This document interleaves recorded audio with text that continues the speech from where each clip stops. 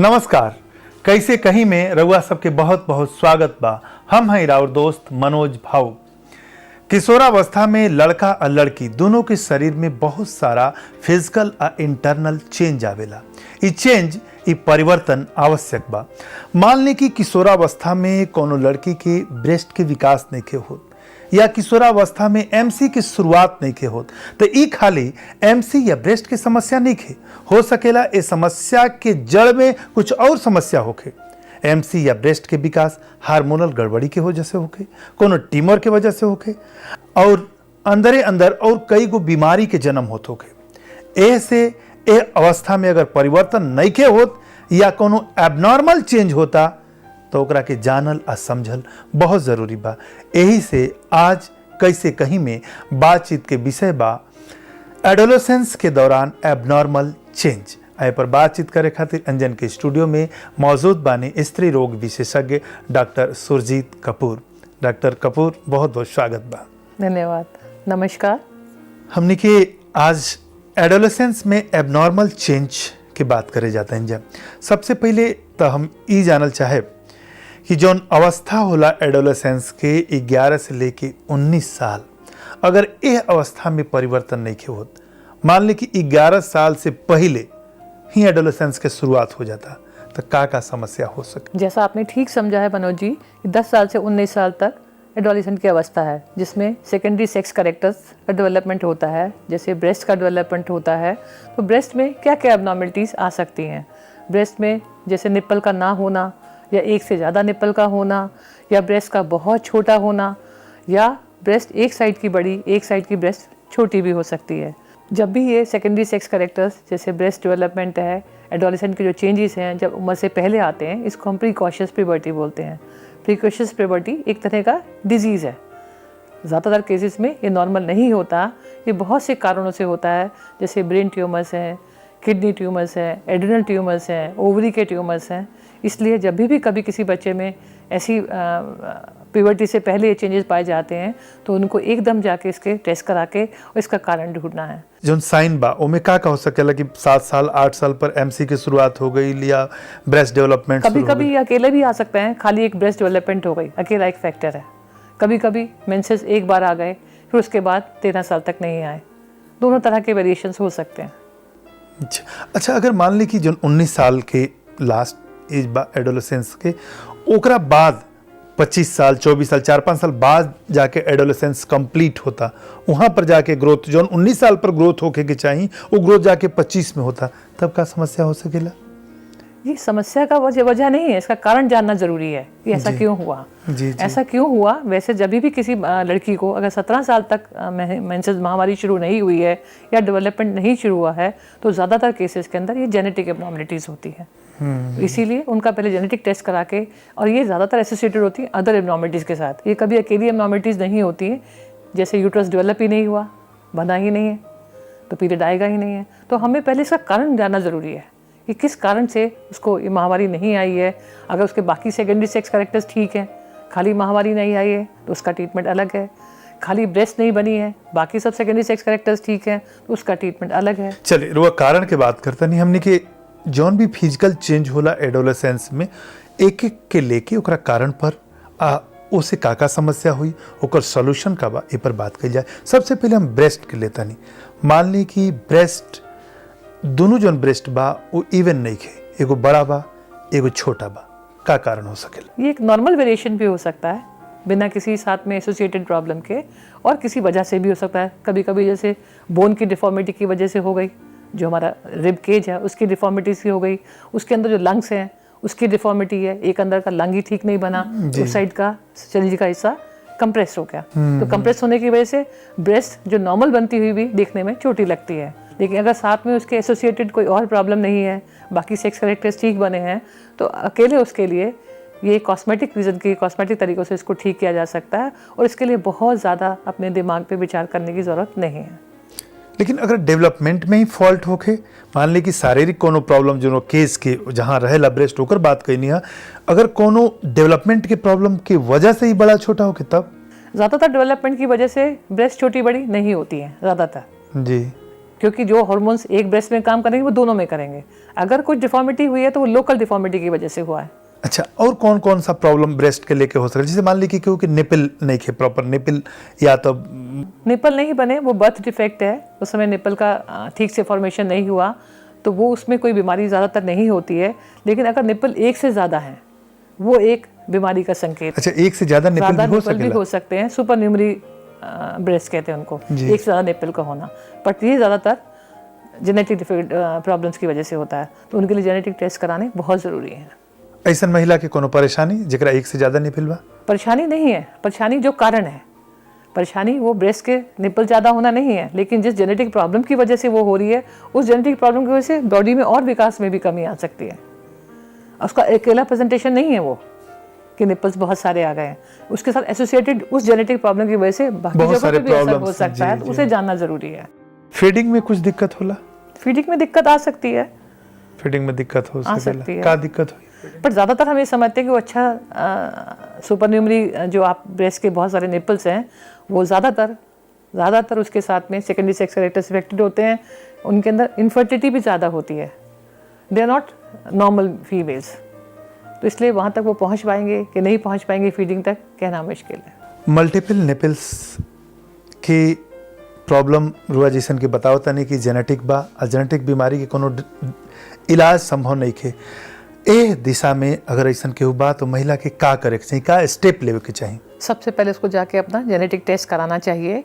ज़्यादातर इसमें genetic reasons होते हैं जिनका हमारे पास कोई मेडिसिनल इलाज नहीं होता, लेकिन अगर जेनेटिक रीज़न नहीं निकलता तो इसे कॉस्मेटिक सर्जरी से करेक्ट किया जा सकता है, जस्ट फॉर ब्यूटी रीजंस। चलिए हम बातचीत के आगे बढ़ाएं और भी चेंज पर बात करें। अभी वक्त हो गई भाई को ब्रेक के। देखिए कुछ समस्या ऐसा होला जो बाहर से कोई छोटा समस्या दिखे लगा, जैसे यहाँ के बताइनी है डॉक्टर कपूर की मल्टीपल निपल्स के बाद या निपल एब्सेंट के बाद, लेकिन वो समस्या के पीछे बहुत सारा रीज़न, बहुत सारा कारण छुपल बा, बहुत सारा बीमारी छुपल बा। इसे इग्नोर मत करी। थोड़ा भी समस्या होता तो तुरंत डॉक्टर से संपर्क करी। हम एक छोटा ब्रेक के बाद वापस आवत हैं।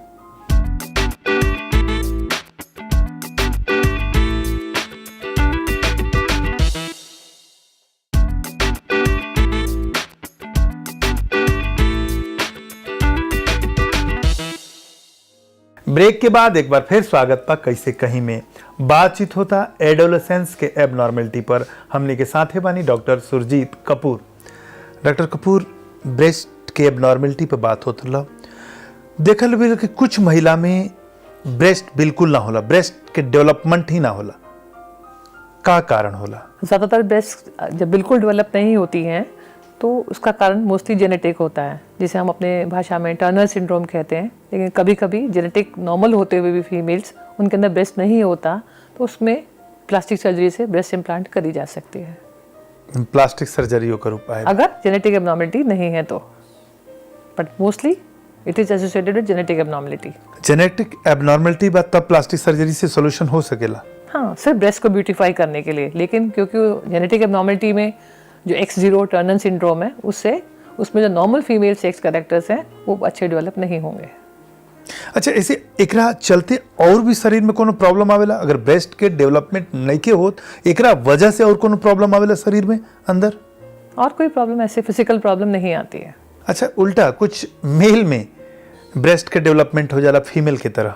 नॉर्मली कुछ अमाउंट तक थोड़ा सा ब्रेस्ट डेवलपमेंट, जैसे हम गायनेकोमेजिया बोलते हैं, मेल्स के अंदर गायनेकोमेजिया होते हैं, कुछ few centimeters तक it is normal because of the estrogen excess. Estrogen is a female hormone, androgen is a male hormone. Okay. तो कभी कभी estrogen excess होने की वजह से, जो कि normal range में excess है, तो gynecomastia होता है, that is normal. अगर मेल बहुत कॉन्शियस है, even they can go for plastic surgery.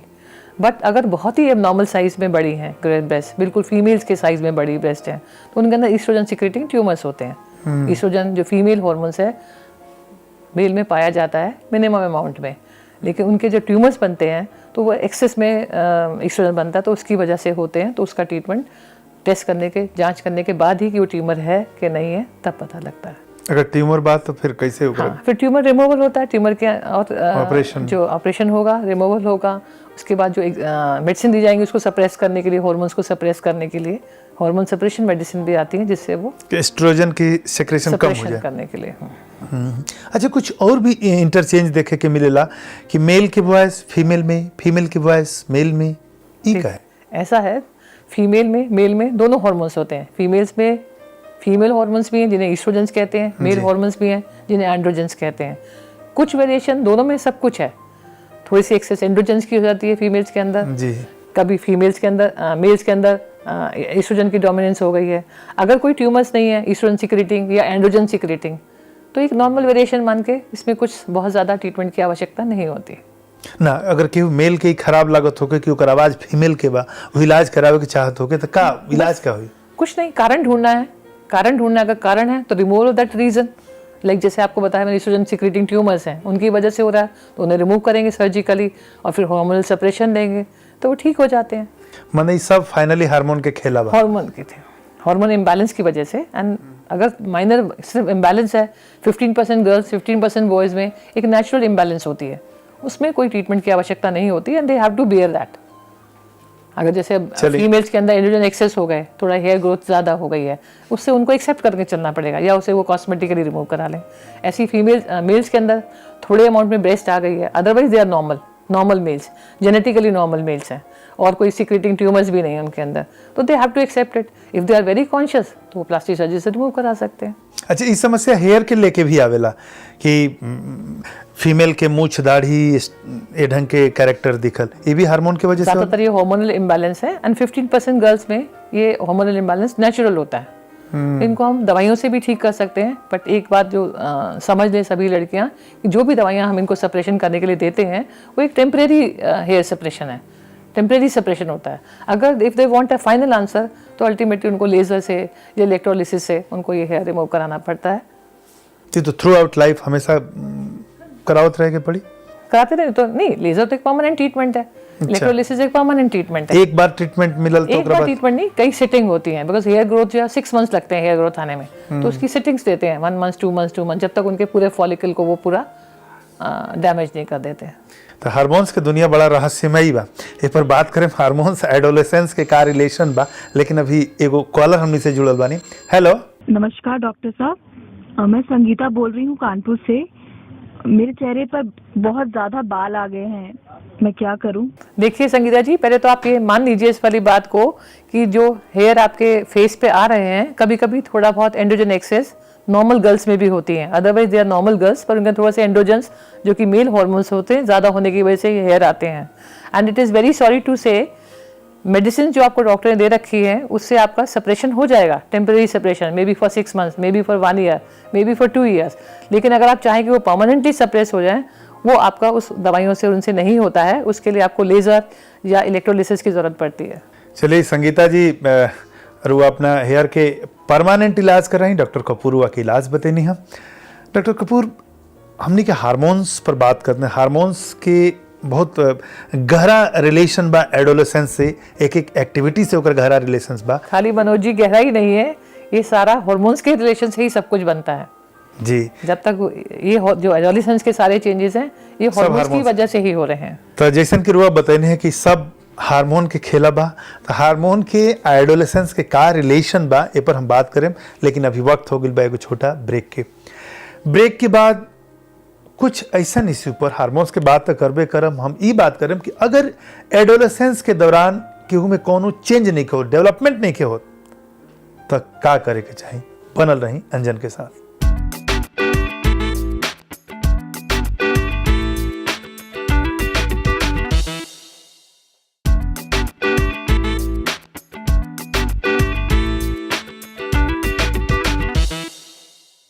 Break के बाद एक बार फिर स्वागत बा कैसे कहीं में। बात होता एडोलेसेंस के, साथ ही बानी doctor Kapoor. Doctor Kapoor, hormones के जैसन की बात भइल हो, कौन कौन हार्मोन्स बा जौन की एडोलेसेंस के प्रभावित करेला, एडोलेसेंस के रेगुलेट करेला? फीमेल्स के अंदर मेनली ईस्ट्रोजन, प्रोजेस्टेरॉन, एंड्रोजेंस। जी। जो फीमेल्स हैं they are oestrogen and progesterone dominating, androgens कम होते हैं। यही तीनों हार्मोन्स मेल्स में भी होते हैं, लेकिन वो एंड्रोजन प्रोमिनेंस है, ईस्ट्रोजन प्रोजेस्टेरॉन लेस अमाउंट में होते हैं। अलग अलग पार्ट पे, जैसे ब्रेस्ट डेवलपमेंट खातिर कौन हार्मोन जिम्मेदार? ब्रेस्ट के ऊपर commonly it is estrogen effected, थोड़ा बहुत प्रोजेस्टेरोन रिसेप्टर्स भी हैं, बट ईस्ट्रोजन से मेनली रेगुलेट होती है। अच्छा, और बाकी अदर कैरेक्टर्स जैसे कि हेयर है, they are all regulated by androgens, ji, and there is a slightly effect of the estrogen also on hair. And menses हैं ईस्ट्रोजन प्रोजेस्टेरोन कॉम्बिनेशन से होती है, और जो सेक्स ड्राइव है सारी, that is controlled by the testosterone. Even female sex drive is controlled by the testosterone. अच्छा, This is a male hormone which is going to give a libido. Libido means sex drive in females. That is controlled by testosterone. मतलब testosterone mail और female दोनों में sex drive के control कर, लेकिन female में तो टेस्टोस्टेरोन के सेक्रेशन कम होला। सिक्रेशन तो है, जितना चाहिए उतना तो है। लेकिन मेल में ही बनेला टेस्टिस के अंदर, फीमेल में कहाँ बनेला? ओवरीज, ओवरीज के अंदर ovaries and testicles are identical. अच्छा, ये उम्र में का चूंकि जैसा रुआ बताइए कि सब हार्मोन्स की वजह से ही रेगुलेशन होला का, जाके हार्मोन्स के टेस्ट करावे के चाहिए, ऐसे भी मतलब रूटीन चेकअप करावे के चाहिए कि हार्मोन्स के लेवल नॉर्मल बा या ठीक नहीं खे, चेक करावे के चाहिए। हम लोग के कंट्री के अंदर genetic counselling is a very poor. जी, कायदे से आईडी स्पीकिंग हर before marriage every male, every लड़का लड़की सबको जेनेटिक काउंसलिंग करानी चाहिए, चाहे देखने में वो बिल्कुल फीमेल जैसी लग रही है, मेल जैसे लग रही है, जैसे हम कहते हैं फिनोटाइप। हाँ, देखने में मतलब बाहर से लग रहा है, अंदर से है कि नहीं, लड़की की तरह लग रही है और लड़का लड़की की तरह लग रही है, पर जरूरी नहीं कि अंदर से उनके जो सेक्स ऑर्गन्स कैरेक्टर्स हैं वो बिल्कुल मेल्स के मेल्स वाले हों और फीमेल्स के फीमेल्स वाले। तो जेनेटिक टेस्ट होने चाहिए, this is ideal. Before marriage लड़के को भी लड़की दोनों को अपने जेनेटिक टेस्ट कराना चाहिए। एगो सवाल बा हमरो असली में, अभी एगो कॉलर हमने के साथ जुड़ल बानी, हम कॉलर के सवाल ले ली। हेलो डॉक्टर साहब, हम पटना से ज्योति बोला तानी। हमार वजन 70 किलोग्राम बा। हमार एनसी 3 महीना में आवेला। हमार माता जी कहेली कि शादी के बाद सब ठीक हो जाई। रउआ का कहे के चाहतानी? ज्योति, 10-15% लड़कियां ऐसी हैं जिनके वजन ज़्यादा हैं और जिनको मेंसेस माहवारी टाइम पर नहीं आती हैं। तो ये वाली बात आपकी माँ की ठीक है कि हो सकता है कि आपका शादी के बाद ये ठीक हो जाएं, पर हमें आपको आके डॉक्टर से इसका शादी से पहले कंसल्ट करना चाहिए। और इसमें से बिकॉज ये हार्मोन्स के इम्बैलेंस की वजह से होता है, और वो कुछ हार्मोन्स देके कुछ ट्रीटमेंट देके आपको कम से कम इन्फॉर्म कर सकते हैं कि आप कैसे इसका सोल्यूशन निकाला जाए और इसके क्या क्या ट्रीटमेंट हो सकते हैं। ये एक नॉर्मल चीज़ नहीं है। ज़्यादातर पेशेंट ये वाले पीसीओडी होते हैं, 15% लड़कियां जिनमें वजन ज़्यादा है, उनके मेंसेस टाइम पे नहीं आते, उनको आगे जाके भी परेशानी आ सकती है, जैसे उनको आगे जाके कंसीव करने में भी दिक्कत आ सकती है। तो इसलिए एक बार जाके डॉक्टर से अपना अल्ट्रासाउंड करा के उसे कंफर्म करें, और उसके बाद सबसे ज़रूरी चीज़ आपके लिए जो है वज़न घटाना है। एक यही चीज़ है जिसके अगेंस्ट आप फाइट कर सकती हो। अगर आप अपना वज़न कम कर लेंगी, चाहे डाइटिंग से, चाहे अपना एक्सरसाइज करके, जो कि बहुत ज़रूरी है, लाइफस्टाइल मॉडिफिकेशन से, और ये काफ़ी अच्छा ट्रीटमेंट है जो एक परमानेंट ट्रीटमेंट है। बाकी जो ट्रीटमेंट भी डॉक्टर आपको देंगे, जैसे वो हार्मोन्स देंगे उसको ठीक करने के लिए, वो सब एक टेम्परेरी ट्रीटमेंट है, लेकिन आपका जो वेट रिडक्शन है that is going to give you a permanent treatment. चलिए ज्योति, रुआ सलाह मिलल, रुआ सुखी जीवन के हमनी के कामना करते हैं। जा डॉक्टर कपूर, शादी की रुआ बात करनी है, शादी के प्रॉब्लम आवत रहा, एगो और क्यूरियोसिटी बा, बहुत सारा मेल आइल बा से रिलेटेड कि शादी में समस्या से, चूँकि बात एडोलेसेंस पे होता, लेकिन बात आइल बा कुंडली मिलान से, मेडिकल सर्टिफिकेट के, कुछ ऐसा क्यूरियल बा कि सेम ब्लड ग्रुप से मतलब ABC और RH पॉजिटिव के हम बात नहीं की करत, सेम ब्लड ग्रुप के शादी में कुछ प्रॉब्लम आवेला। जैसे अपना यहाँ बाकी ठीक है, एक जनरेशन एक संतान, जैसे भाई बहन के शादी ए ढंग से, मैटरनल पैटर्नल ममेरी बहन से शादी, तो कहीं ना कहीं वो ब्लड ग्रुप के बात बा, वो मेल में जो हमारा पास आइल बा, ए ढंग के शादी में दिक्कत का होला, मेडिकली का दिक्कत होला? मेडिकली दिक्कत इसलिए आती है उसके अंदर कि कुछ ना कुछ जेनेटिक मटेरियल जो सेम है, दोनों का जेनेटिक मटेरियल करीब करीब सेम है, तो उसके अंदर जो बच्चे पैदा होते हैं शादी के बाद, जब ये ऐसे वाली शादी होती हैं जो कंसैंग्युइनस मैरिज बोलते हैं जिसको हम, तो जब वो शादियाँ होती हैं तो उसके अंदर जो बच्चों में जेनेटिक एब्नॉर्मलिटीज आने के चांसेस ज़्यादा होते हैं। लेकिन दुनिया में बहुत ऐसा कौम बा, बहुत सी जगह बा जहाँ पर ये शादी हो, ऐसा कोई 100% नहीं है कि ऐसा होता ही है, पर एक पॉसिबिलिटी है। That is not a very common possibility, but this is something, कभी कभी रेयरली उनके यहाँ ऐसा बच्चा हो जो एब्नॉर्मल हो सकते हैं। It is not because of blood group, genetic material की वजह से। अगर कोनो लड़की में या लड़का में जो सेकेंडरी सेक्सुअल कैरेक्टर बा उनमें से कोनो भी कैरेक्टर या कोई एक कैरेक्टर भी, मान ली कि ब्रेस्ट बा तो ब्रेस्ट के डेवलपमेंट ना भइल या एमसी ही ना आइल, का कारण हो सकेला, का स्टेप लेवे के चाहिए? देखिए, पहले तो आप ये समझिए कि सेकेंडरी सेक्स कैरेक्टर्स बनते कैसे हैं। जी पहले प्राइमरी सेक्स ऑर्गन्स हैं, जैसे मेल्स में टेस्टिस है, जी। फीमेल्स में ओवरीज हैं। जी जब लड़की पैदा होती है ओवरी के साथ पैदा होती है, लड़का पैदा होता है तो टेस्टिस के साथ पैदा होता है। तो कभी कभी क्या है, जिस समय पैदा होते हैं उस समय ओवरी भी है, टेस्टिस भी हैं, लेकिन किसी भी वजह से उनका डेवलपमेंट अरेस्ट हो गया, ओवरी आगे बढ़ी नहीं, इसे हम ओवेरियन फेलियर कहते हैं। जी ज़रूरी नहीं कि ओवेरियन फेलियर के हमें कोई रीज़न मिल सके, तो कभी कभी जब ओवेरियन फेल हो गया तो ओवरी मेच्योर नहीं हुई तो सेकेंडरी सेक्स कैरेक्टर्स सारे नहीं आएंगे। This is we called as ovarian failure. ऐसी टेस्टिकुलर फेलियर भी है, या टेस्टिस कभी कभी अपनी नॉर्मल जगह पर है, अपनी नॉर्मल जगह पर स्क्रोटम में नहीं है, अनडिसेंडेड टेस्टिस है, तो उनकी वजह से कभी कभी डेवलपमेंट नहीं हुआ, तो सेकेंडरी सेक्स कैरेक्टर्स नहीं आएंगे। Primarily they are male and female, but they are no secondary sex characters.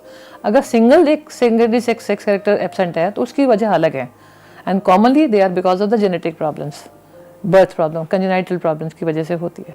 ऐसा लोग के का स्टेप लेवे के चाहिए? टेस्ट करके पहले देखना चाहते हैं कि और भी जेनेटिक एबनॉर्मलिटीज़ हैं कि नहीं है, खाली बस सेकेंडरी सेक्स कैरेक्टर्स नहीं आए हैं, बाकी यूट्रस ठीक है। तो कभी कभी हम लोग बाहर से, जैसे अगर वो चाहते हैं हार्मोन्स देके उनको पीरियड्स ला सकते हैं, तो आजकल तो ओवम डोनेशन भी हो गया है, ओवरी फेल हो गई हैं because they can not conceive, उनके अंदर ओवरी में एग है ही नहीं है, तो उनको हम बाहर से ओवम डोनेशन से करके उन्हें कंसीव करा सकते हैं।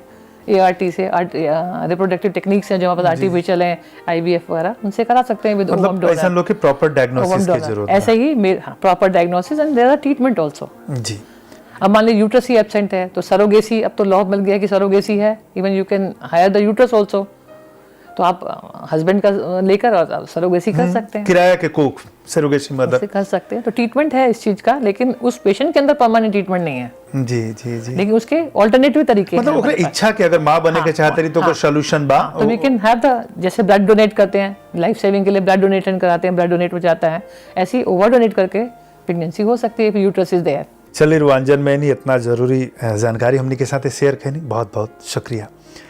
रुआ सुन्नी डॉक्टर कपूर के बाद हर चीज के सॉल्यूशन बा, लेकिन जानकारी चाहिए, जानकारी ही बचाओ बा। शुरू में बातचीत सुननी है कि अगर जानकारी ना हुई तो रुआ पता ना चली कि रुआ हाथ में जौन बा वो रस्सी है या सांप है, पल पल पर खतरा बा, सावधान रहला के जरूरत बा।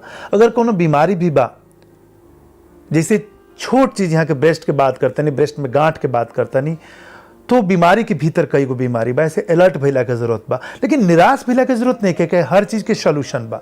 अंडा नहीं खे तब रुआ माँ बन सके नहीं, यूट्रस नहीं खे तब रुआ माँ बन सके नहीं। ऐसे जानकारी जरूरी बा, और यही जानकारी खातिर हमनी के जुड़ल बानी रुआ साथे। रुआ देखत रही कैसे कहीं, सुनत रही हमनी के, शेयर करत रही अपन जिज्ञासा, स्वस्थ रही, मस्त रही, खुश रही, यही शुभकामना के साथ हम लेता निविदा। नमस्कार। आपन समस्या के समाधान जाने खातिर संपर्क करी 8588845700। ईमेल ID बा कैसे कहीं @anjan.tv और SMS भेजे खातिर टाइप करी अंजन स्पेस KK स्पेस समस्या स्पेस नाम और भेज दी 53131 पर।